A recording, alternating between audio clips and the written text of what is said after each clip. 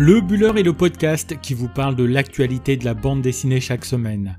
Dans ce 90e épisode, on se glisse en compagnie de Jean Atwood dans un hôpital pour y suivre les consultations féminines dans le cœur des femmes. Dans la deuxième partie, on balayera l'actualité de la semaine en vous présentant les autres sorties qui ont retenu notre attention. Avant de devenir la superbe bande dessinée que vous tiendrez peut-être entre vos mains et que l'on a pris plaisir à parcourir, Le Cœur des femmes était avant tout un roman de Martin Winkler. Passionné de bande dessinée, de séries ou de films, comme il aime à le rappeler à la fin de cet ouvrage, il est surtout un médecin réputé, féministe engagé et romancier de grand talent. Basé sur son expérience personnelle et ses réflexions, ce roman qui parle à la fois des femmes au sens le plus large, aborde aussi ce que l'on appelle les violences gynécologiques. C'est donc un titre à la fois fort et en même temps sensible et délicat qu'a adapté Aude Mermillod, et qui mieux qu'elle pouvait s'attaquer à cet ouvrage avec un tel succès. Alors que le sujet peut s'avérer complexe à mettre en mots et en dessin, au bout de quelques pages, nous sommes totalement plongés dans cette intrigue qui mêle à la fois réflexion sur le corps médical et parcours de vie, que ce soit ceux des héros de cette histoire ou des multiples femmes que l'on va y croiser. Au centre de ce récit, nous retrouvons le docteur Jean Atwood, jeune interne surdoué, major de sa promotion, qui rêve de devenir chirurgienne gynécologue. Pour terminer son parcours universitaire, elle doit effectuer un stage de 6 mois dans le service du docteur Franz Karma, médecin gynécologue, aux pratiques différentes mettant au centre la patiente. Rapidement, un blocage va se mettre en place entre celle qui n'imagine son métier qu'à travers un bistouri et celui qui prend du temps pour écouter ses patientes afin de les accompagner et les soigner. Il faut dire que Jean est bien consciente de ses capacités et de son talent, mais dans sa pratique, elle en a perdu de vue la dimension humaine que lui rappelle alors son tuteur. Si les débuts sont compliqués, Jean va lentement mais sûrement s'ouvrir aux pratiques du docteur Karma, très féru des techniques enseignées outre-Atlantique ou dans le nord de l'Europe. C'est ainsi que le duo va permettre au lecteur de découvrir les histoires de Catherine, Madame A, Sabrina, Cécile ou encore Geneviève. Toutes ces femmes qui défilent dans le cabinet du docteur Karma ont chacune des problèmes de nature différente, mais l'écoute et l'empathie du praticien seront à chaque fois de nature à ne pas porter de jugement et accompagner vers la guérison ou le soulagement. Après tout, n'est-ce pas ce que l'on demande à un médecin, surtout un médecin de l'intime, puisque la question de la sexualité est souvent au centre des pathologies des patientes. L'autre effet que va provoquer ces consultations sur la jeune interne sera de la renvoyer à ses propres problématiques, elle dont on comprend assez rapidement qu'elle est une personnalité différente. C'est ainsi que se mélange le parcours professionnel et l'intimité de ces personnages auxquels on s'attache très fortement au fur et à mesure de la lecture. On retrouve ici avec grand plaisir le dessin d'Aude Mermillod et des thématiques qui lui sont chères comme la santé des femmes et leur liberté. Après nous avoir parlé d'avortement dans son très bon album précédent « Il fallait que je vous le dise », elle poursuit dans une thématique assez proche avec Le Cœur des femmes. À chaque fois, nous avons droit à des albums de grande qualité, subtils, généreux, sincères et d'une certaine manière salutaires, des albums qui ressemblent à celle qui en tient les crayons. C'est d'ailleurs un pari assez audacieux de s'attaquer à ce sujet et on peut dire qu'après avoir refermé l'album, le pari est largement relevé tant l'histoire est captivante en plus d'être riche en enseignements. À noter que Le Lombard, qui édite cet album, accompagne la sortie de celui-ci d'un petit guide sur la santé intime des femmes, disponible gratuitement sur leur site, avec des illustrations tout droit sorties de la bande dessinée Le Cœur des femmes.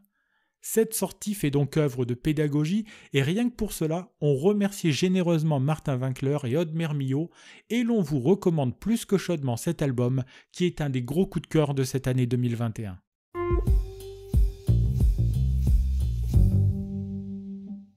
Dans cette seconde partie du podcast, nous allons revenir sur l'actualité du 9e art en s'intéressant plus particulièrement aux sorties incontournables de la semaine.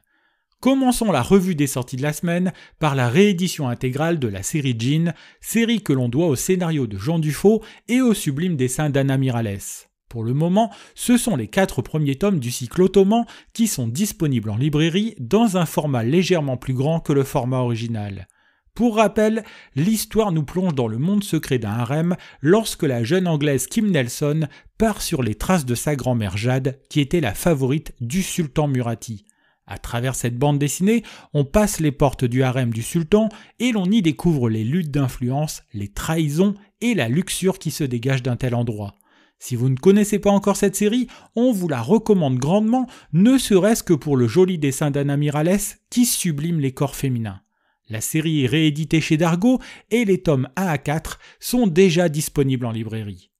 Toujours chez Dargaud, mais dans un genre totalement différent, est sortie cette semaine une histoire du nationalisme corse, belle enquête menée par Hélène Constanti et mise en dessin par Benjamin Hadès.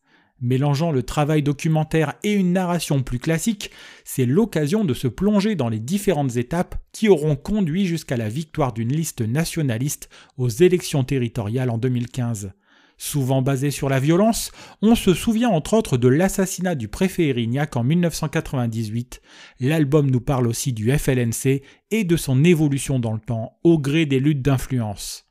En 216 pages, les deux auteurs tentent de nous faire comprendre comment la politique corse a évolué depuis la fin du siècle dernier sur l'île de Beauté avec la forte présence des partis nationalistes.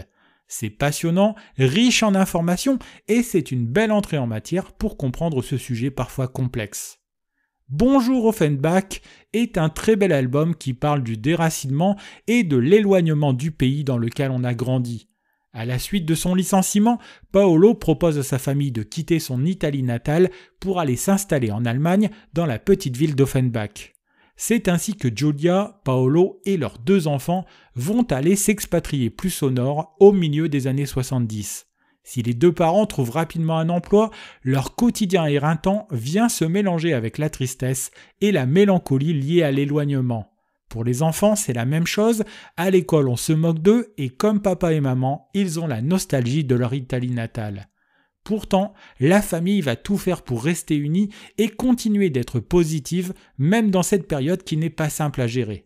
Très bel album que l'on doit aux éditions Stockdome, il est signé Luigi Formola pour le scénario, Antonio Caputo pour le dessin et il est déjà disponible en librairie lui aussi. Le petit astronaute est un titre qui mène la jeune Juliette sur les traces de son enfance dans le quartier où elle a grandi.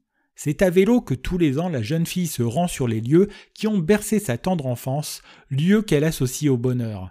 Cette année, en passant devant son ancien logement, elle y découvre que celui-ci est en vente et qu'il est possible de le visiter avant de l'acheter. Curieuse, elle va franchir de nouveau le seuil de cette porte et replonger dans ses souvenirs d'enfance, dont le plus marquant sera celui de la naissance de Tom, le petit astronaute. Ce délicat surnom pour ce frère adoré vient surtout du fait que Tom est lourdement handicapé, qu'il ne marche pas et ne parle pas. Belle ode à la vie et à la différence, la naissance de Tom soudera la famille en même temps qu'il en bouleversera totalement le quotidien. Superbe album que l'on doit à Jean-Paul Leide et aux éditions La Pastèque, c'est un de nos autres coups de cœur de la semaine. L'historien Sylvain Vénère mélange cette semaine sa propre histoire avec celle de la légende française du foot des années 80, Michel Platini. Tout jeune, le jeune Sylvain, qui est un passionné de football, va avoir un grave accident à l'âge de 15 ans qui va le plonger dans le coma. Au moment de son réveil, il se pense survivant de la catastrophe du Heysel qui a eu lieu 2 jours auparavant alors que se jouait la finale de la Coupe des Champions entre Liverpool et la Juventus de Turin.